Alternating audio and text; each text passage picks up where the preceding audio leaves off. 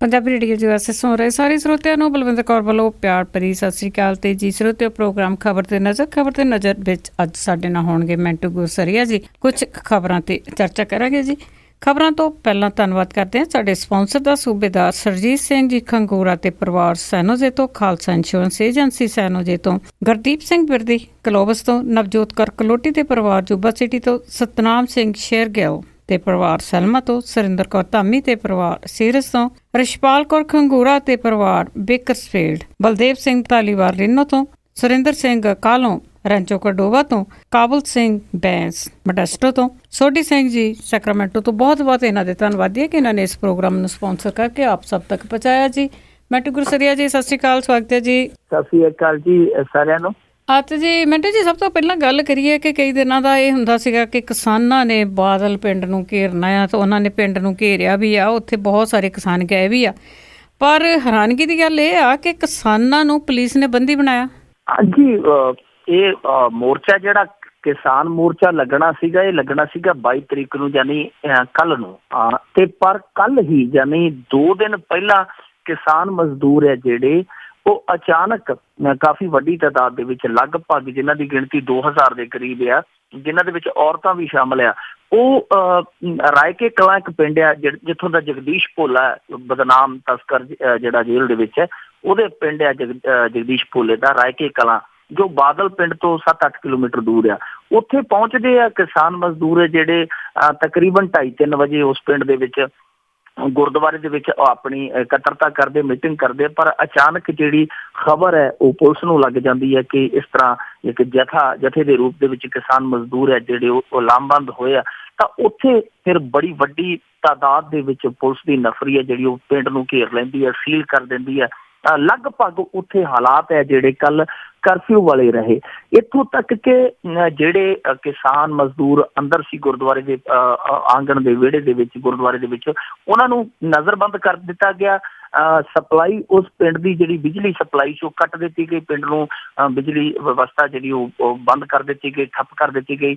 ਇਸ ਤੋਂ ਇਲਾਵਾ ਲੰਗਰ ਨੂੰ ਵੀ ਰੋਕ ਦਿੱਤਾ ਗਿਆ, ਜੋ ਉਹਨਾਂ ਲਈ ਦੁੱਧ ਪ੍ਰਸ਼ਾਦੇ ਆਉਂਦੇ ਸੀ ਉਹਨਾਂ ਨੂੰ ਵੀ ਰੋਕਿਆ ਗਿਆ। ਪਰ ਬਾਅਦ ਦੇ ਵਿੱਚ ਜਿਹੜਾ ਪਿੰਡ ਸੀਗਾ ਉਹ ਇਸ ਗੱਲ ਤੋਂ ਖਫਾ ਹੋ ਗਿਆ। ਜ਼ੋਰ ਜ਼ਬਰਦਸਤੀ ਉਹਨਾਂ ਨੇ ਕਿਹਾ ਕਿ ਨਹੀਂ, ਅਸੀਂ ਸਾਡੇ ਪਿੰਡ ਦੇ ਵਿੱਚ ਬਾਹਰੋਂ ਵੱਖ-ਵੱਖ ਜ਼ਿਲ੍ਹਿਆਂ ਚੋਂ ਆਏ ਲੋਕ ਆ ਤੇ ਅਸੀਂ ਇਹੋ ਜਿਹੀ ਚੀਜ਼ ਨਹੀਂ ਹੋਣ ਦਿਆਂਗੇ ਕਿ ਇਹਨਾਂ ਨੂੰ ਲੰਗਰ ਪਾਣੀ ਵੀ ਜਿਹੜਾ ਹੈ ਉਹ ਬੰਦ ਕਰ ਦਿੱਤਾ ਜਾਵੇ। ਸੋ ਪਿੰਡ ਵਾਲਿਆਂ ਨੇ ਜਾਂ ਆਸ-ਪਾਸ ਦੇ ਪਿੰਡਾਂ ਨੇ ਉੱਥੇ ਲੰਗਰ ਪਹੁੰਚਾਉਣਾ ਸ਼ੁਰੂ ਕਰ ਦਿੱਤਾ, ਪਰ ਮੁਸ਼ਕਿਲਾਂ ਬੜੀਆਂ ਆ ਰਹੀਆਂ ਨੇ ਕਿਉਂਕਿ ਗਿਣਤੀ ਬਹੁਤ ਜ਼ਿਆਦਾ ਹੈ ਕਿਸਾਨ ਮਜ਼ਦੂਰਾਂ ਦੀ, ਤੇ ਪੁਲਿਸ ਉਦੋਂ ਵੀ ਜ਼ਿਆਦਾ ਹੈ। ਪੁਲਿਸ ਨੇ ਸਾਰਾ ਪਿੰਡ ਘੇਰਿਆ ਹੋਇਆ। ਕੱਲ ਦਾ ਤਣਾਅ ਜਿਹੜਾ ਇੱਕ ਵਾਰੀ ਤਾਂ ਬਹੁਤ ਜ਼ਿਆਦਾ ਵੱਧ ਗਿਆ ਸੀ ਕਿ ਤਕਰੀਬਨ ਰਾਤ ਹੈ ਜਿਹੜੀ ਪੁਲਿਸ ਲਾਠੀ ਚਾਰਜ ਉਹਨਾਂ ਤੇ ਕਰਨ ਵਾਲੀ ਸੀ, ਪਰ ਕਿਉਂਕਿ ਉਹ ਵੀ ਬਹੁਤ ਜ਼ਿਆਦਾ ਗਿਣਤੀ ਹੈ, 1500-2000 ਦੇ ਕਰੀਬ ਨੇ, ਉਹਨਾਂ ਨੇ ਵੀ ਮੋਰਚਾ ਸੰਭਾਲ ਲਿਆ। ਉੱਤੇ ਚੜ੍ਹ ਗਏ ਉਹ ਗੁਰਦੁਆਰੇ ਪਰਿਸਰ ਦੇ ਜੇ ਇੱਕ ਕਮਰਾ ਸੀਗਾ ਉਹਦੇ ਵਿੱਚ ਇੱਟਾਂ ਰੋੜੇ ਉਹਨਾਂ ਨੇ ਜੋੜ ਲਏ, ਕਿਉਂਕਿ ਪੁਲਿਸ ਨੂੰ ਲੱਗਿਆ ਕਿ ਨੁਕਸਾਨ ਹੋ ਸਕਦਾ, ਇਸ ਲਈ ਪੁਲਿਸ ਹੈ ਜਿਹੜੀ ਇੱਕ ਵਾਰ ਰਾਤ ਤਾਲਾ ਵੱਟ ਗਈ। ਪਰ ਹਾਲਾਤ ਹੈ ਜਿਹੜੇ ਉਹ ਇਸ ਤਰ੍ਹਾਂ ਦੇ ਬਣੇ ਹੋਏ ਆ ਕਿ ਏਦਾਂ ਲੱਗਦਾ ਜਿਵੇਂ ਉਹ ਕਿਸਾਨ ਮਜ਼ਦੂਰ ਪੰਜਾਬ ਦੇ ਨਾ ਹੋਣ, ਕਿਸੇ ਬਾਹਰਲੇ ਮੁਲਕ ਦੇ ਵਿੱਚੋਂ ਆਏ ਹੋਏ ਹਮਲਾਵਰ ਹੋਣ। ਇਸ ਤਰ੍ਹਾਂ ਦਾ ਵਤੀਰਾ ਕੀਤਾ ਜਾ ਰਿਹਾ। ਅੱਜ ਸਵੇਰੇ ਜਦੋਂ ਵੇਲਾ ਸੀਗਾ, ਤੁਹਾਨੂੰ ਪਤਾ ਕਿ ਮਨੁੱਖੀ ਕਿਰਿਆ ਸਾਧਨ ਦਾ ਵੇਲਾ ਹੁੰਦਾ, ਸਵੇਰੇ ਰਫਾ ਹਾਜ਼ਤ ਜਾਣਾ ਹੁੰਦਾ ਲੋਕਾਂ ਨੇ, ਤਾਂ ਗੁਰਦੁਆਰੇ ਦੇ ਵਿੱਚ ਸਿਰਫ 3-4 ਟੋਇਲਟ ਸੀਗੇ। ਗੁਰਦੁਆਰੇ ਦੇ ਜਿਹੜਾ ਵਿਹੜਾ ਉਹਦੇ ਵਿੱਚ ਜੋ ਬਣਾਏ ਹੁੰਦੇ ਆ ਟੋਇਲਟ, ਉਹ 3-4 ਸੀਗੇ, ਤਾਂ ਉੱਥੇ ਗਿਣਤੀ ਹੈ ਜਿਹੜੀ ਉਹ ਸੈਂਕੜੇ ਹਜ਼ਾਰਾਂ ਦੇ ਵਿੱਚ ਹੈ।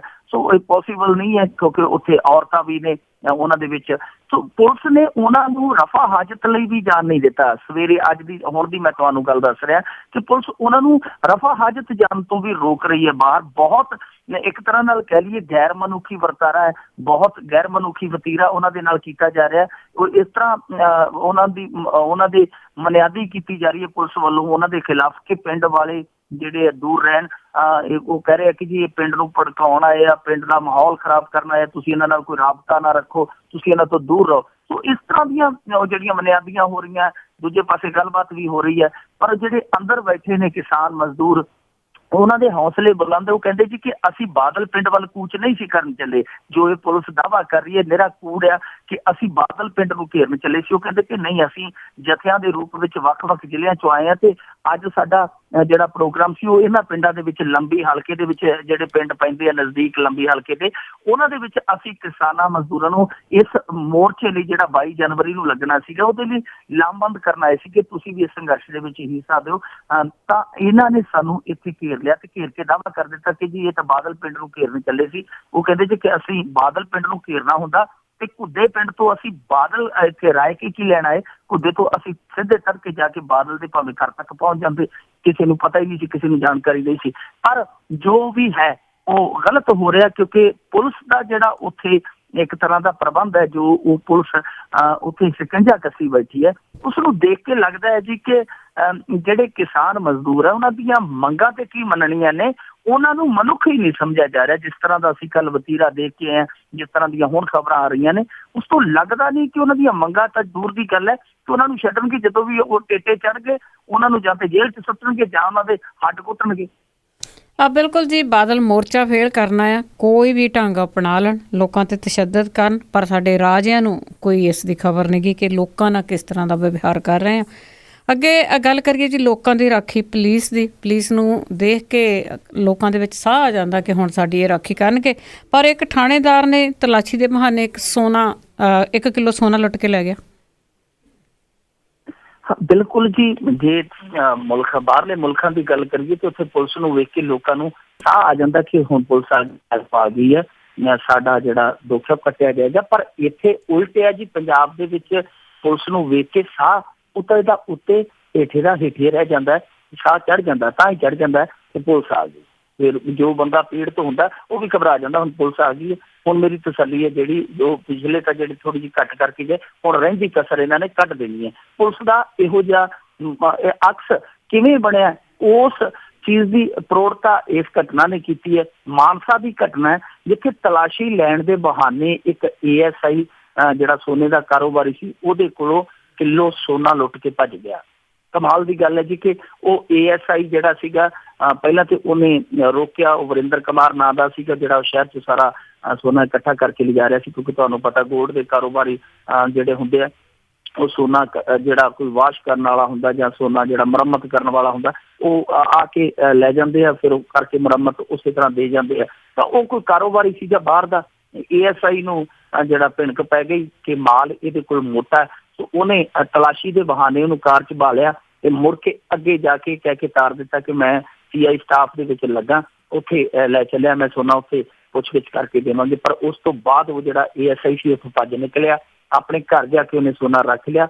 ਉਹ ਕਾਰੋਬਾਰੀ ਨੇ ਰੌਲਾ ਪਾਇਆ, ਪੁਲਿਸ ਨੂੰ ਸੂਚਿਤ ਕੀਤਾ ਕਿ ਇਸ ਤਰ੍ਹਾਂ ASI ਹੈ ਜਿਹੜਾ ਉਹ ਲੈ ਗਿਆ, ਮੇਰਾ ਸੋਨਾ ਲੈ ਗਿਆ। ਬਾਅਦ ਦੇ ਵਿੱਚ ਪੜਤਾਲ ਕੀਤੀ ਗਈ ਕਿ ਉਸ ASI ਨੇ ਝੂਠ ਬੋਲਿਆ ਸੀ, ਅੰਗਰੇਜ਼ ਸਿੰਘ ਉਹਦਾ ਨਾਂ ਸੀ, ਉਹ CI ਸਟਾਫ ਦਾ ਨਹੀਂ ਸੀ, ਉਹ ਭਿੱਖੀ ਦੇ ਵਿੱਚ ਤੈਨਾਤ ਸੀਗਾ ASI ਥਾਣੇਦਾਰ।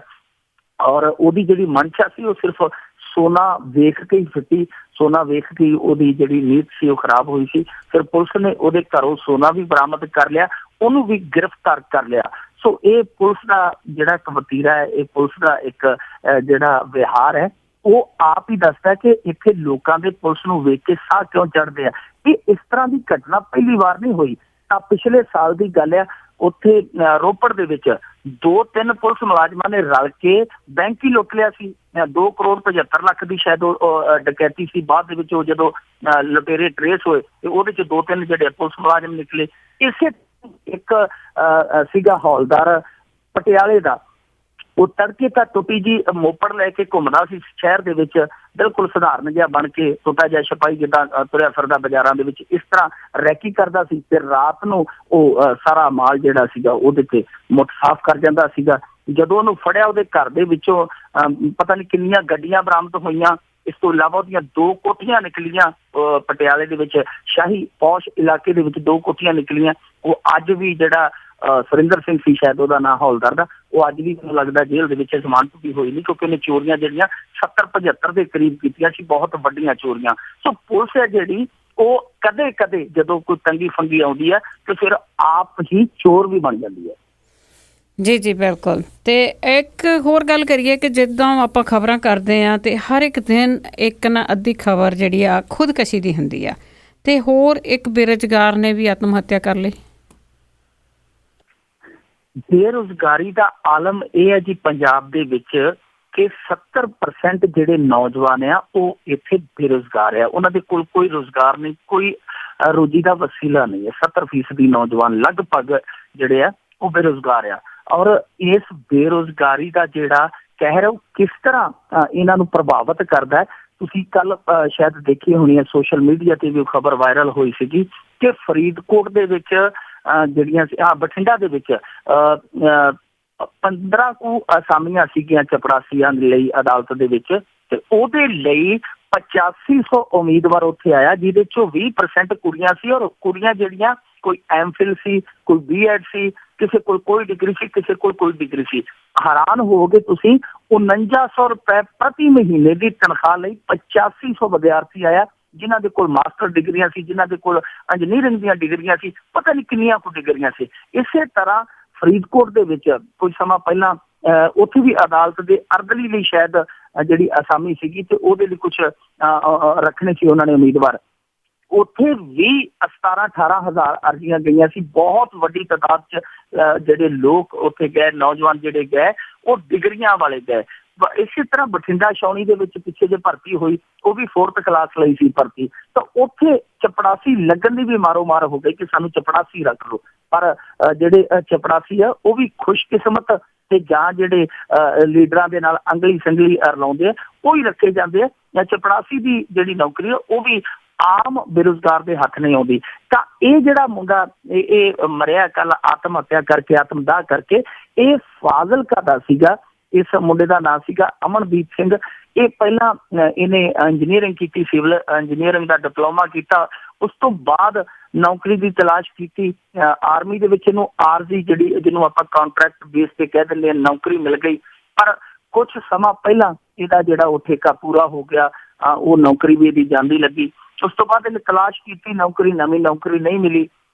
ਜਦੋਂ ਸਾਰੇ ਦਰਵਾਜ਼ੇ ਟੁੱਕ ਗਏ, ਕੋਈ ਕਿਸੇ ਪਾਸੋਂ ਢੋਈ ਨਾ ਮਿਲੀ, ਤਾਂ ਆਖਿਰ ਕੱਲ ਇਹਨੇ 9:30 ਵਜੇ ਦੇ ਕਰੀਬ, ਦੱਸਦੇ ਕਿ ਤੜਕੇ ਸ਼ਾਮੀ 7:30 ਵਜੇ ਦੇ ਕਰੀਬ ਇਹਨੇ ਕੋਈ ਸਕੂਲ ਹੈ ਉੱਥੇ, ਉਹਦੇ ਪਿੱਛੇ ਜਾ ਕੇ ਮਿੱਟੀ ਦਾ ਤੇਲ ਛਿੜਕ ਕੇ ਆਪਣੇ ਆਪ ਨੂੰ ਖਤਮ ਕਰ ਲਿਆ। ਸੋ ਬੇਰੁਜ਼ਗਾਰੀ ਜਿਹੜੀ ਹੈ ਉਹ ਕਿਸਾਨ ਖੁਦਕੁਸ਼ੀਆਂ ਨੂੰ ਲੱਗਦਾ ਕਿ ਉਹ ਕਿਸਾਨ ਖੁਦਕੁਸ਼ੀਆਂ ਨੂੰ ਵੀ ਆਉਣ ਵਾਲੇ ਸਮੇਂ ਦੇ ਵਿੱਚ ਮਾਤ ਪਾਏਗੀ। ਤੁਸੀਂ ਦੇਖੋ, ਆਹ 2 ਦਿਨਾਂ ਦੀਆਂ ਘਟਨਾਵਾਂ ਨੇ ਕਿ ਅੱਜ ਇਹ ਘਟਨਾ ਸਾਡੇ ਸਾਹਮਣੇ ਆਈ। ਇੱਕ ਦਿਨ ਪਹਿਲਾਂ ਕੱਲ ਪਤੀ ਪਤਨੀ ਜਿਹੜੇ 7 ਕੁ ਮਹੀਨੇ ਪਹਿਲਾਂ ਵਿਆਹ ਦੇ ਬੰਧਨ 'ਚ ਬੱਝੇ ਸੀਗੇ, ਉਹਨਾਂ ਨੇ ਆਤਮ ਹੱਤਿਆ ਕਰ ਲਈ, ਕਿਉਂਕਿ ਦੋਵੇਂ ਬਹੁਤ ਪੜ੍ਹੇ ਲਿਖੇ ਸੀ ਤੇ ਦੋਵੇਂ ਹੀ ਬੇਰੁਜ਼ਗਾਰ ਸੀ ਪੰਜਾਬ ਦੇ ਵਿੱਚ। ਇਸੇ ਤਰ੍ਹਾਂ ਪਿੱਛੇ ਇੱਕ ਹਫ਼ਤਾ ਪਹਿਲਾਂ ਮਾਨਸੇ ਤੋਂ ਖਬਰ ਆਈ ਸੀਗੀ ਕਿ ਇੱਕ ਨੌਜਵਾਨ ਬੜਾ ਸੋਹਣਾ ਸੁਨੱਖਾ 6 ਫੁੱਟ ਦੇ ਕਰੀਬ ਉਹਦਾ ਕੱਦ ਸੀਗਾ, 6.25 ਫੁੱਟ ਦੇ ਕਰੀਬ, ਉਹ ਭਰਤੀ ਵੇਖ ਕੇ ਆਇਆ।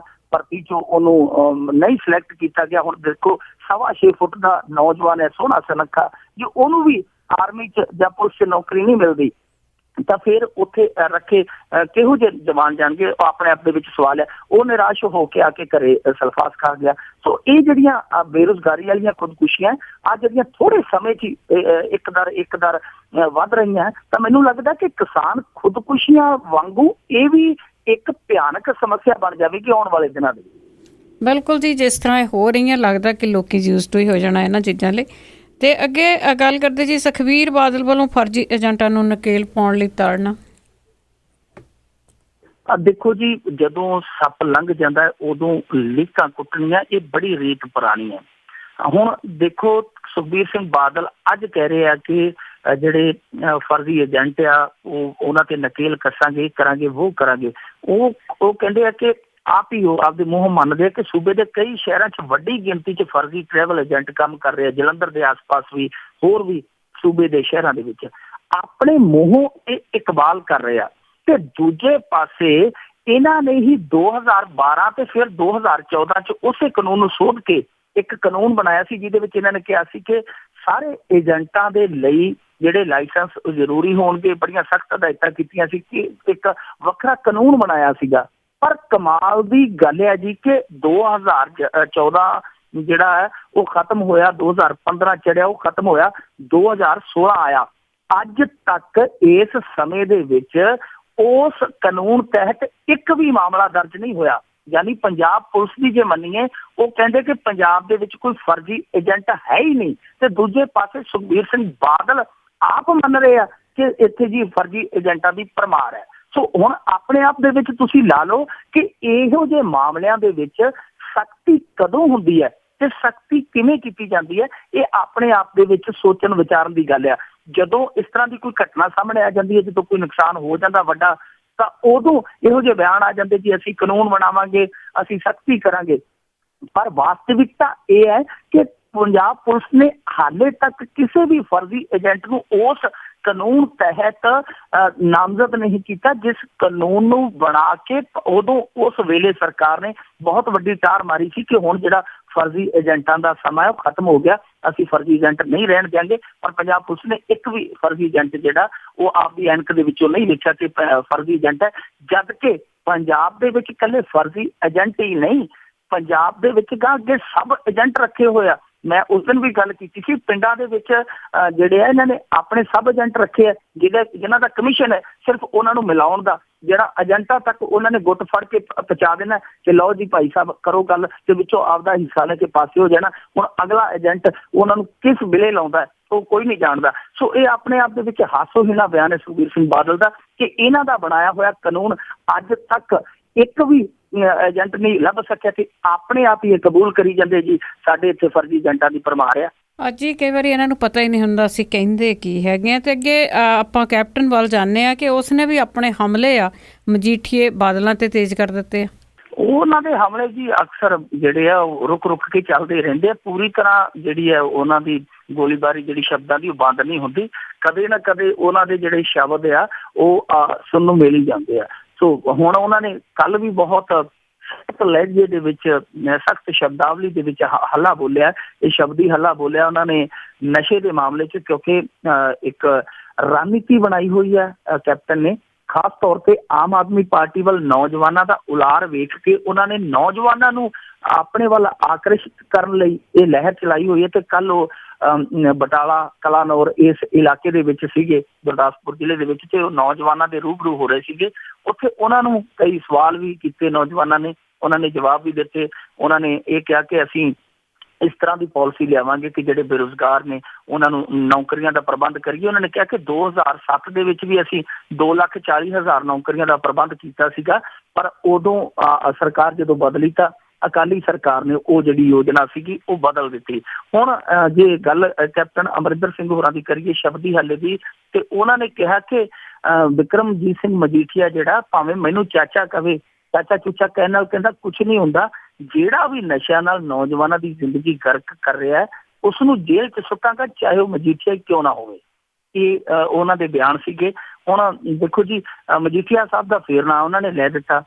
ਅੱਗੇ ਸੰਜੇ ਸਿੰਘ ਹੋਰਾਂ ਨੇ ਇਹੋ ਜਿਹਾ ਸ਼ਬਦੀ ਹਮਲਾ ਬੋਲਿਆ ਸੀ ਤਾਂ ਉਹਨਾਂ ਤੇ ਮਾਣ ਹੱਤਕ ਦਾ ਕੇਸ ਹੋ ਗਿਆ। ਹੁਣ ਕੈਪਟਨ ਤੇ ਮਾਣ ਹੱਤਕ ਦੀ ਬਜਾਏ ਉਹਨਾਂ ਨੂੰ ਚਾਚਾ ਜੀ ਕਹਿਣਾ, ਇਹ ਆਪ ਦੇ ਵਿੱਚ ਉਹਨਾਂ ਦਾ ਮਧੁਰ ਰਿਸ਼ਤਾ ਹੈ ਜਿਹੜਾ ਉਹਨੂੰ ਪ੍ਰਮਾਣਿਤ ਕਰਦਾ। ਦੂਸਰੇ ਪਾਸੇ ਜੇ ਗੱਲ ਕਰੀਏ, ਉਹਨਾਂ ਨੇ ਇਹ ਵੀ ਕਿਹਾ ਕਿ ਮੈਨੂੰ ਚਾਚਾ ਕਹਿਣ ਦਾ ਜਿਹੜਾ ਕਾਰਨ ਉਹ ਇਹ ਹੈ ਕਿ ਇੱਕ ਵੇਲੇ ਇਹਦੇ ਫਾਦਰ ਦੀ, ਇਹਦੇ ਪਿਤਾ ਦੀ, ਇਹਦੇ ਦਾਦੇ ਨਾਲ ਲੜਾਈ ਹੋ ਗਈ ਸੀ, ਇਹਨਾਂ ਕੋਲ ਰਹਿਣ ਲਈ ਜਗ੍ਹਾ ਨਹੀਂ ਸੀ, ਮੈਂ ਇਹਨਾਂ ਨੂੰ ਰਹਿਣ ਲਈ ਜਗ੍ਹਾ ਦਿੱਤੀ ਸੀ, ਕਿਉਂਕਿ ਬਿਕਰਮਜੀਤ ਸਿੰਘ ਮਜੀਠੀਆ ਦਾ ਜਿਹੜਾ ਪਿਤਾ ਸੀਗਾ ਉਹ ਮੇਰਾ ਕਲਾਸਮੇਟ ਸੀ, ਕਲਾਸ ਫੈਲੋ ਸੀ, ਉਸ ਆਧਾਰ ਤੇ ਮੈਂ ਉਹਦੀ ਮਦਦ ਕੀਤੀ ਸੀ, ਇਸ ਕਰਕੇ ਮੈਨੂੰ ਉਹ ਚਾਚਾ ਕਹਿੰਦਾ।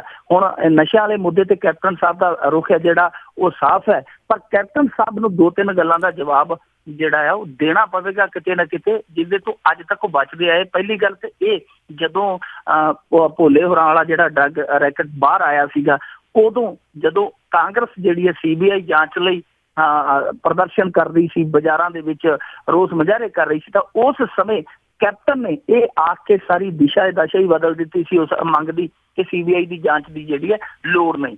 ਦੂਸਰਾ, ਇਹਨਾਂ ਨੇ ਜਦੋਂ ਪੱਤਰ ਲਿਖਿਆ ਸੀਗਾ ਇੱਕ ਸੋਨੀਆ ਗਾਂਧੀ ਨੂੰ, ਜਦੋਂ ਇਹ ਪ੍ਰਧਾਨਗੀ ਤੋਂ ਲਾਂਭੇ ਬੈਠੇ ਸੀ, ਕਿ ਕੈਪਟਨ ਨੇ ਇਹ ਕਿਹਾ ਸੀ ਕਿ ਬਾਜਵੇ ਦੇ ਜਿਹੜੇ ਆ ਉਹ ਨਸ਼ਾ ਤਸਕਰਾਂ ਤੇ ਅੱਤਵਾਦੀਆਂ ਨਾਲ ਸੰਬੰਧ ਹੈ।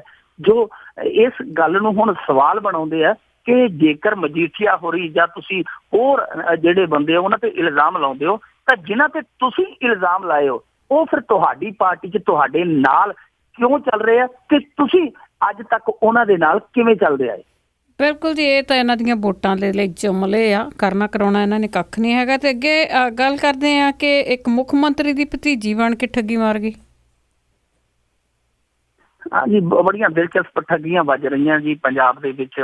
ਪਿੱਛੇ ਜੇ ਆਪਾਂ ਗੱਲ ਕੀਤੀ ਸੀ ਕਿ ਪਤਰਸ ਸੋਨੀ ਨਾਂ ਦਾ ਇੱਕ ਭਾਜਪਾ ਦਾ ਜਿਹੜਾ ਯੂਥ ਲੀਡਰ ਸੀਗਾ, ਉਹਨੇ ਉੱਥੇ ਲੋਕਾਂ ਨੂੰ ਕਮਲੇ ਕਰ ਛੱਡਿਆ ਪੁਲਿਸ ਭਰਤੀ ਕਰਾਉਣ ਦੇ ਨਾਂ ਤੇ। ਉਹ 14-15 ਲੱਖ ਦੀ ਠੱਗੀ ਮਾਰ ਗਿਆ। ਪਰ ਇਹ ਠੱਗੀ ਉਦੋਂ ਵੀ ਦਿਲਚਸਪ ਹੈ ਜੀ ਕਿ ਇੱਕ ਬੀਬੀ ਜਿਹੜੀ ਝੰਡੂਕੇ ਪਿੰਡ ਦੀ ਰਹਿਣ ਵਾਲੀ, ਬਠਿੰਡੇ ਜ਼ਿਲ੍ਹੇ ਦੇ ਵਿੱਚ, ਉਹਨੇ ਆਪਣੇ ਪਿੰਡ ਦੇ ਵਿੱਚ ਹੀ ਇਹ ਗੱਲ ਫੈਲਾ ਦਿੱਤੀ ਕਿ ਮੇਰਾ ਫੁੱਫੜ ਆ CM ਪ੍ਰਕਾਸ਼ ਸਿੰਘ ਬਾਦਲ, ਮੇਰਾ ਫੁੱਫੜ ਹੈ, ਤੇ ਨੌਕਰੀਆਂ ਜਿਹੜੀਆਂ ਉਹ ਤੇ ਥੱਬਿਆਂ ਦੇ ਹਿਸਾਬ ਨਾਲ ਸਾਡੇ ਕੋਲ ਪਈਆਂ ਨੇ। ਸੋ ਉਹਨੇ ਜਿਹੜੀਆਂ ਆਪਣੇ ਪਿੰਡ ਦੇ ਵਿੱਚ ਬੇਰੁਜ਼ਗਾਰ ਬੀਬੀਆਂ ਸੀ, ਥੋੜ੍ਹੀਆਂ ਬਹੁਤੀਆਂ ਪੜ੍ਹੀਆਂ ਲਿਖੀਆਂ, ਉਹਨਾਂ ਨੂੰ ਭਰਮਾਉਣਾ ਸ਼ੁਰੂ ਕਰ ਦਿੱਤਾ। ਇੱਕ ਕਮਰਾ ਕਿਰਾਏ ਤੇ ਲੈ ਲਿਆ ਪਿੰਡ ਦੇ ਵਿੱਚ। ਉਹ ਖੇਤ 'ਚ ਰਹਿੰਦੀ ਸੀ ਬੀਬੀ, ਜਿਹੜਾ ਉਹਦਾ ਘਰ ਖੇਤ ਦੇ ਵਿੱਚ ਸੀ, ਤੇ ਉਹਨੇ ਆ ਕੇ ਪਿੰਡ ਦੇ ਵਿੱਚ ਇੱਕ ਕਮਰਾ ਬਣਾ ਲਿਆ ਜਿੱਥੇ ਬਕਾਇਦਾ ਤਿਆਰੀ ਕਰਵਾਉਂਦੀ ਰਹੀ ਨੌਕਰੀ ਲਈ ਕਿ ਮੈਂ ਤੁਹਾਨੂੰ ਸਿਹਤ ਵਿਭਾਗ 'ਚ ਜਿੱਦਾਂ ਨਰਸ ਦੀ ਆਪਾਂ ਨੌਕਰੀ ਕਹਿ ਸਕਦੇ ਹਾਂ ਕਿ ਇਸ ਲਾਈਨ ਦੇ ਵਿੱਚ ਤੁਹਾਨੂੰ ਨੌਕਰੀ ਦਵਾ ਦਊਂਗੀ। ਲੋਕ ਜਿਹੜੇ ਤੁਹਾਨੂੰ ਪਤਾ ਭੋਲੇ ਭਾਲੇ ਹੁੰਦੇ ਆ, ਇਹੋ ਜਿਹੀਆਂ ਜਾਲਸਾਜ਼ੀਆਂ 'ਚ ਫਸ ਜਾਂਦੇ ਆ। ਬੀਬੀਆਂ ਜੁੜਨੀਆਂ ਸ਼ੁਰੂ ਹੋ ਗਈਆਂ। ਗਰੀਬ ਘਰਾਂ ਦੀ ਕਿਸੇ ਬੀਬੀ ਨੇ ਜਿਹੜਾ ਸੋਨਾ ਵੇਚਿਆ, ਕਿਸੇ ਨੇ ਆਪਣਾ ਘਰ ਗਹਿਣੇ ਰੱਖਿਆ, ਮੋਟੀ ਰਕਮ ਹੈ ਜਿਹੜੀ ਉਹਦੇ ਹਵਾਲੇ ਕੀਤੀ। ਜਿਹੜੀ ਉਹ ਬੀਬੀ ਸੀ ਉਹ ਬੜੀ ਚਲਾਕ ਸੀ, ਉਹਦਾ ਨਾਂ ਹੈ ਅਮਨਦੀਪ ਕੌਰ। ਉਹ ਬਹੁਤ ਚਲਾਕ ਨਿਕਲੀ। ਉਹਨੇ ਪਹਿਲਾਂ ਇਹਨਾਂ ਨੂੰ ਸਰਵੇ ਕਰਵਾਇਆ ਕਿ 5 ਮਹੀਨੇ ਪਹਿਲਾਂ ਤੁਸੀਂ ਇਸ ਇਲਾਕੇ 'ਚ ਸਰਵੇ ਕਰੋ, ਕਿਹੜੀ ਬਿਮਾਰੀ ਨਾਲ ਜ਼ਿਆਦਾ ਪੀੜਤ ਹੈ, ਇਹ ਵੀ ਟ੍ਰੇਨਿੰਗ ਦਾ ਹਿੱਸਾ ਹੈ। ਉਹ ਸਰਵੇ 'ਚ ਲਈ ਫਿਰਦੀ ਰਹੀ। ਫਿਰ PGI ਲੈ ਗਈ, ਯਾਨੀ ਘੁਮਾ ਫਰਾ ਕੇ ਜਿਹੜਾ ਖਰਚਾ ਪੂਰਾ ਕਰ ਕਰਾ ਕੇ ਜਦੋਂ ਹੰਭ ਗਏ ਤਾਂ ਉਹਨਾਂ ਲੋਕਾਂ ਨੇ ਜਦੋਂ ਇਹ ਦੇਖਿਆ ਕਿ ਸਾਨੂੰ ਨੌਕਰੀ ਹੈ ਜਿਹੜੀ ਉਹਦੀ ਕੋਈ ਆਸ ਉਮੀਦ ਨਹੀਂ, ਤੇ ਉਹਨਾਂ ਨੇ ਪੈਸੇ ਮੰਗੇ। ਜਿੱਥੋਂ ਬੀਬੀ ਨੇ ਕਿਹਾ ਕਿ ਫਿਰ CM ਤਾਂ ਮੇਰਾ ਫੁੱਫੜ, ਜਿਹੜਾ ਕੁਛ ਕਰਨਾ ਤੁਸੀਂ ਕਰ ਲਓ। ਹੁਣ ਬੀਬੀ ਜਿਹੜੀ ਆਪਣੇ ਆਪ ਨੂੰ CM ਦੀ ਭਤੀਜੀ ਦੱਸਦੀ ਹੈ, ਉਹ ਰਕਮ, ਮੋਟੀ ਰਕਮ ਭੋਟ ਕੇ ਬਹਿ ਗਈ। ਹੁਣ ਜਿਹੜੀਆਂ ਇਹ ਬੀਬੀਆਂ ਸ਼ਿਕਾਰ ਹੋਈਆਂ, ਕਿਸੇ ਨੇ 30,000 ਦਿੱਤਾ, ਕਿਸੇ ਨੇ 40,000 ਦਿੱਤਾ, ਕਿਸੇ ਨੇ ਕਿੰਨਾ ਦਿੱਤਾ, ਕਿਸੇ ਨੇ ਕਿੰਨਾ ਦਿੱਤਾ, ਉਹ ਹੁਣ ਜਿਹੜੀ ਪੁਲਿਸ ਅਧਿਕਾਰੀ ਹੈ ਉਹਨਾਂ ਦੇ ਅੰਦਰਾਂ ਤੇ ਠੋਕਰਾਂ ਖਾ ਰਹੀਆਂ ਕਿ ਸਾਡੀ ਰਕਮ ਘੱਟ ਤੋਂ ਘੱਟ ਵਾਪਸ ਕਰਵਾਈ ਜਾਵੇ। ਪਰ ਇੱਥੇ ਤਾਂ ਬੀਬੀ ਜਿਹੜੀ ਉਹ ਭਤੀਜੀ ਦੱਸ ਕੇ ਠੱਗੀ ਮਾਰ ਗਈ। ਸਾਡੇ ਇਲਾਕੇ ਦੇ ਵਿੱਚ ਇਸ ਤਰ੍ਹਾਂ ਦੇ ਬੰਦੇ ਆ ਜੀ ਜਿਹੜੇ ਫੋਟੋ ਦਿਖਾ ਕੇ ਕਿ ਆਹ ਮੇਰੀ ਫਲਾਣੇ ਲੀਡਰ ਨਾਲ ਫੋਟੋ ਹੈ, ਫੋਟੋ ਦਿਖਾ ਕੇ ਠੱਗੀਆਂ ਮਾਰ ਗਏ। ਸਾਡੇ ਲੋਕਾਂ ਦੇ ਵਿੱਚ ਇਹ ਬਹੁਤ ਵੱਡੀ ਕਮੀ ਹੈ ਜੀ। ਬੜੀ ਛੇਤੀ ਝਾਂਸੇ 'ਚ ਆ ਜਾਂਦੇ ਆ, ਕਿਸੇ ਗੱਲ ਦਾ ਪਤਾ ਨਹੀਂ ਕਰਦੇ, ਕਿਸੇ ਗੱਲ ਦਾ ਸੁਰ ਨਹੀਂ ਕਰਦੇ। ਕਿਉਂਕਿ ਹੁਣ ਪ੍ਰਕਾਸ਼ ਸਿੰਘ ਬਾਦਲ ਦੀਆਂ ਜੇ ਭਤੀਜਿਆਂ ਦੀ ਗੱਲ ਕਰੀਏ ਤੇ ਉਹਨਾਂ ਦੀ ਗਿਣਤੀ ਤੇ ਮੈਨੂੰ ਲੱਗਦਾ ਪੰਜਾਬ ਦੇ ਵਿੱਚ ਹਜ਼ਾਰਾਂ ਤੋਂ ਵੀ ਜ਼ਿਆਦਾ ਹੋਣੀ ਹੈ। ਕਿਉਂਕਿ ਹਰੇਕ ਹੀ ਆਪਣਾ ਜਿਹੜਾ ਜੋੜ ਤੋੜ ਹੈ ਇੱਧਰ ਲਾ ਦਿੰਦਾ ਜੀ ਕਿ ਫਲਾਣਾ ਮੰਤਰੀ, ਫਲਾਣਾ ਮੁੱਖ ਮੰਤਰੀ, ਫਲਾਣਾ ਉਪ ਮੁੱਖ ਮੰਤਰੀ ਮੇਰਾ ਰਿਸ਼ਤੇਦਾਰ ਹੈ। ਇਹ ਲੋਕਾਂ ਨੂੰ ਵੇਖਣਾ ਚਾਹੀਦਾ ਕਿ ਨੌਕਰੀ ਤਾਂ ਜਿਹੜੀ ਹੈ ਉਹ ਅੱਜ ਇੱਕ ਲਾਟਰੀ ਬਣ ਗਈ ਹੈ, ਤੇ ਉਹ ਲਾਟਰੀ ਜਿਹੜੀ ਹੈ ਉਹ ਨਿਕਲਦੀ ਉਹਨਾਂ ਹੱਥਾਂ ਨੂੰ ਹੈ ਜਿਨ੍ਹਾਂ ਹੱਥਾਂ ਦੇ ਵਿੱਚ ਰੰਗ ਲੱਗਾ ਹੁੰਦਾ ਹੈ, ਜਾਂ ਸਿਆਸੀ ਜਾਂ ਪੈਸੇ ਦਾ। ਜੀ ਬਿਲਕੁਲ। ਆ ਬੜੇ ਘਪਲੇ ਇਹਨਾਂ ਦੇ ਮੋਰੇ ਫੜਿਆ ਇਹਨਾਂ ਨੇ ਅੱਜ ਤੱਕ ਇੱਕ ਵੀ ਨਹੀਂ। ਤੇ ਅੱਗੇ ਜੀ ਪੰਜਾਬ ਸਰਕਾਰ ਦੀ ਗੱਲ ਕਰੀਏ ਕਿ ਖੇਤੀ ਕਰਜ਼ਾ ਰਹਿਤ ਬਿੱਲ ਲਿਆਉਣ ਦੀਆਂ ਤਿਆਰੀਆਂ ਹੋ ਰਹੀਆਂ। ਹਾਂਜੀ, ਇਹ ਪੰਜਾਬ ਸਰਕਾਰ ਵੱਲੋਂ ਵੈਸੇ ਪਹਿਲ ਕਦਮੀ ਚੰਗੀ ਹੈ। ਕਰਜ਼ਾ ਰਾਹਤ ਬਿੱਲ ਲਿਆਉਣਾ ਜਿਹੜਾ ਠੀਕ ਆ, ਆਪਾਂ ਇਹਨੂੰ ਕਹਿ ਸਕਦੇ ਹਾਂ ਕਿ ਇੱਕ ਕੋਸ਼ਿਸ਼ ਮਾਤਰ ਹੈ। ਇਹਨੂੰ ਇਹ ਨਹੀਂ ਕਹਿ ਸਕਦੇ ਕਿ ਇਹ ਹੁਣ ਕਿਸਾਨਾਂ ਲਈ ਤਾਰਨਹਾਰ ਬਣ ਜਾਏਗਾ, ਇਹ ਕਿਸਾਨਾਂ ਦਾ ਦੁੱਖ ਤੋੜ ਬਣ ਜਾਏਗਾ। ਐਸੀ ਗੱਲ ਨਹੀਂ ਹੈ। ਕਰਜ਼ਾ ਰਾਹਤ ਬਿੱਲ ਜਿਹੜਾ ਆ ਉਹ ਇੱਕ ਕਹਿ ਸਕਦੇ ਹਾਂ ਕਿ ਇੱਕ ਛੋਟੀ ਜਿਹੀ ਰਾਹਤ ਮਾਤਰ ਹੈ, ਨਾ ਕਿ ਉਹ ਸਾਰੇ ਦੁੱਖਾਂ ਦਾ ਭੰਜਨ ਹੈ। ਸੋ ਇਸ ਕਰਜ਼ਾ ਰਾਹਤ ਬਿੱਲ ਨੂੰ ਲਿਆਉਣ ਲਈ ਵੀ ਬਹੁਤ ਦੇਰੀ ਕਰ ਦਿੱਤੀ ਪੰਜਾਬ ਸਰਕਾਰ ਨੇ। ਲਿਆਂਦਾ ਉਦੋਂ ਜਦੋਂ 2017 ਜਿਹੜਾ ਉਹ ਸਾਹਮਣੇ ਦਿਸ ਰਿਹਾ, ਸਾਹਮਣੇ ਝਾਤੀ ਮਾਰਦਾ ਪਿਆ ਕਿ 2017 ਆ ਗਿਆ। ਉਦੋਂ ਇਹਨਾਂ ਨੂੰ ਲੋੜ ਪਈ ਕਿ ਹੁਣ ਜਿਹੜਾ ਕਰਜ਼ਾ ਰਾਹਤ ਬਿੱਲ ਹੈ ਉਹ ਲੈ ਆਈਏ। 9 ਸਾਲ ਜਿਹੜਾ ਇਹ ਬਿੱਲ ਲਿਆਉਣ ਦਾ ਖਿਆਲ ਹੈ ਉਹ ਆਇਆ ਹੀ ਨਾ। ਇਹ ਬਿੱਲ ਵੀ ਜਿਹੜਾ ਬਣਿਆ ਮੈਨੂੰ ਲੱਗਦਾ ਘੱਟੋ ਘੱਟ 3-4 ਸਾਲ ਹੋ ਗਏ ਆ। ਇਹ ਬਿੱਲ ਜਿਹੜਾ ਤਿਆਰ ਹੋ ਕੇ ਪਿਆ ਸਰਕਾਰ ਦੀਆਂ ਜਿਹੜੀਆਂ ਚੀਤਾਂ ਹੁੰਦੀਆਂ ਮੇਜ਼ ਦੀਆਂ ਉਹਦੇ ਵਿੱਚ ਹੀ ਫਸਿਆ ਪਿਆ ਸੀ। ਹੁਣ ਚੋਣਾਂ ਵੇਖ ਕੇ ਬਾਹਰ ਆਇਆ। ਕਰਜ਼ਾ ਰਾਹਤ ਬਿੱਲ ਹੈ ਕੀ? ਰਾਤ ਦੇ ਜਿਹੜੇ ਜਦੋਂ ਦੀ ਇਹ ਖਬਰ ਫਲੈਸ਼ ਹੋਈ ਹੈ, ਮੈਨੂੰ ਬਹੁਤ ਸਾਰੇ ਯੰਗ ਮੁੰਡਿਆਂ ਦਾ ਵੀ ਫੋਨ ਆਇਆ ਕਿ ਜੀ ਕਰਜ਼ਾ ਰਾਹਤ ਬਿੱਲ ਹੁਣ ਤੇ ਕਈ ਤੇ ਡਰਦੇ ਪਏ ਸੀ, ਕਹਿੰਦੇ ਜੀ ਅਸੀਂ ਆਮ ਆਦਮੀ ਪਾਰਟੀ ਦੇ ਸਮਰਥਕ। ਕਈ ਮੁੰਡੇ ਕਹਿੰਦੇ ਤੇ ਜੇ ਕਰਜ਼ਾ ਰਾਹਤ ਬਿੱਲ ਆ ਗਿਆ ਸਾਡੇ ਬਾਪੂ ਨੂੰ ਤਾਂ ਟਪੂਸੀ ਮਾਰ ਜਾਣੀ, ਕਿਉਂਕਿ ਇਸ ਆਫਰ ਦਾ ਉਹ ਲਾਭ ਲੈ ਲਏਗਾ ਬਾਦਲ ਦੀ ਆਫਰ ਦਾ। ਤਾਂ ਮੈਂ ਉਹਨਾਂ ਨੂੰ ਕਿਹਾ ਕਿ ਇਹ ਇਸ ਤਰ੍ਹਾਂ ਦਾ ਬਿੱਲ ਨਹੀਂ ਹੈ ਕਿ ਤੁਹਾਡਾ ਕਰਜ਼ਾ ਜਿਹੜਾ ਮਾਫ਼ ਹੋ ਜਾਏਗਾ ਜਾਂ ਤੁਹਾਡਾ ਕਰਜ਼ੇ ਦੀ ਵਿਆਜ ਮਾਫ਼ ਹੋ ਜਾਏਗੀ। ਇਸ ਤਰ੍ਹਾਂ ਦਾ ਕੁਛ ਨਹੀਂ ਹੈ। ਇਹ ਕਰਜ਼ਾ ਰਾਹਤ ਬਿੱਲ ਹੈ। ਇਹਦਾ ਜੇ ਮੈਂ ਉਦਾਹਰਨ ਦੇ ਕੇ ਸਮਝਾਵਾਂ ਤਾਂ ਕਰਜ਼ਾ ਰਾਹਤ ਬਿੱਲ ਸਿੱਧੇ ਤੌਰ ਤੇ ਅਸੀਂ ਕਹਿ ਸਕਦੇ ਹਾਂ ਕਿ ਇਹਦਾ ਸਿਰਫ ਇਹ ਮੰਤਵ ਹੈ, ਇਹਦਾ ਸਿਰਫ ਇਹ ਮੱਦ ਹੈ ਇਹਦਾ ਕਿ ਜਿਹੜਾ ਕਰਜ਼ਾ ਸ਼ਾਹੂਕਾਰ ਦਿੰਦੇ ਆ ਉਹਨੂੰ ਰੈਗੂਲੇਟ ਕਰਨਾ, ਯਾਨੀ ਉਹਨੂੰ ਨਿਯਮਬੱਧ ਕਰ ਦੇਣਾ। ਹੁਣ ਜਿਵੇਂ ਮੈਂ ਉਦਾਹਰਨ ਦੇ ਦਿੰਦਾ, ਵੈਸੇ ਇਹਦੇ 'ਚ 3-4 ਮੱਦਾਂ ਨੇ ਜਿਹੜੀਆਂ ਵੱਡੀਆਂ ਨੇ, ਪਰ ਇੱਕ ਮੱਦ ਤੁਹਾਨੂੰ ਸਮਝਾ ਦਿੰਦਾ ਕਿ ਉਹ ਇਹ ਹੈ ਕਿ ਜਿੱਦਾਂ ਹੁਣ ਅੱਗੇ ਸਾਡੇ ਆੜ੍ਹਤੀਏ ਆ, ਜਾਂ ਮੈਂ ਕਿਸੇ ਸ਼ਾਹੂਕਾਰ ਤੋਂ ਕਰਜ਼ਾ ਲੈਣਾ, ਮੈਂ 500 ਰੁਪਏ ਲਿਆ, ਮੈਂ ਕਿਸੇ ਘਰ ਨਹੀਂ ਮੋੜ ਸਕਿਆ, ਤਾਂ ਉਹਨੇ 500 ਨੂੰ ਜਿਹੜੀ 10% ਵਿਆਜ ਦੇ ਹਿਸਾਬ ਨਾਲ ਲਾਉਣੀ ਸ਼ੁਰੂ ਕਰ ਦਿੱਤੀ। ਉਹ ਤਾਂ ਲਾਈ, ਅੱਗੇ ਮੈਂ ਨਹੀਂ ਮੋੜ ਸਕਿਆ ਤਾਂ ਵਿਆਜ ਨੂੰ ਵਿਆਜ, ਫਿਰ ਉਸ ਦੀ ਵਿਆਜ ਨੂੰ ਵਿਆਜ ਲਾਉਣੀ ਸ਼ੁਰੂ ਕਰ ਦਿੰਦਾ ਸੀਗਾ।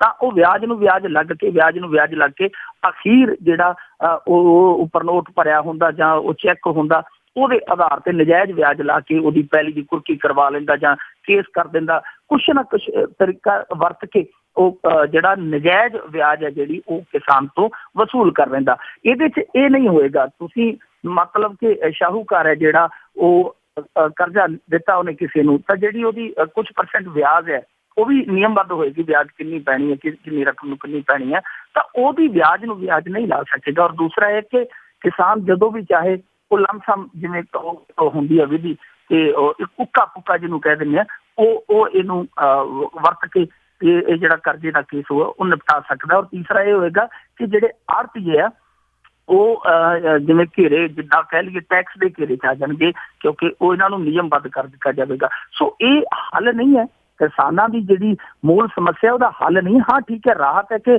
ਸ਼ਾਹੂਕਾਰ ਜਿਹੜੇ ਨਜਾਇਜ਼ ਲੁੱਟ ਕਰਦੇ ਆ, ਚੈੱਕ ਬਲੈਂਕ ਚੈੱਕ ਲੈ ਲੈਂਦੇ ਆ ਜਾਂ ਉਹ ਪ੍ਰਨੋਟ ਭਰਾ ਲੈਂਦੇ ਉਸਦੇ ਉੱਤੇ, ਫਿਰ ਉਹ ਕਿਉਂਕਿ ਗਰਜ਼ਾਂ ਨੂੰ ਜਿਹੜੀ ਆ ਵਿਆਜ ਵੀ ਬੜੀ ਲੱਗਦੀ ਹੈ, ਫਿਰ ਵਿਆਜ ਨੂੰ ਵਿਆਜ ਲਾ ਕੇ ਅਖੀਰ ਉਹ ਕਿਸਾਨ ਨੂੰ ਦੱਬ ਲੈਂਦੇ ਆ। ਸੋ ਇਹਨਾਂ ਚੀਜ਼ਾਂ ਤੋਂ ਥੋੜ੍ਹੀ ਜਿਹੀ ਰਾਹਤ ਮਿਲੇਗੀ। ਪਰ ਇਹਦਾ ਪੱਖ ਇੱਕ ਇਹ ਵੀ ਹੈ ਕਿ ਜਿਹੜੇ ਆੜ੍ਹਤੀਏ ਆ, ਜਿਨ੍ਹਾਂ ਦਾ ਰਿਸ਼ਤਾ ਕਿਸਾਨ ਨਾਲ ਪਹਿਲਾਂ ਹੀ, ਕੁਛ ਕਿਸਾਨਾਂ ਦੀ ਆਰਥਿਕ ਮੰਦੀ ਨੇ ਖਰਾਬ ਕੀਤਾ, ਕੁਛ ਆੜ੍ਹਤੀਆਂ ਦੀ ਮੰਦੀ ਨੀਤ ਨੇ ਖਰਾਬ ਕੀਤਾ ਹੈ।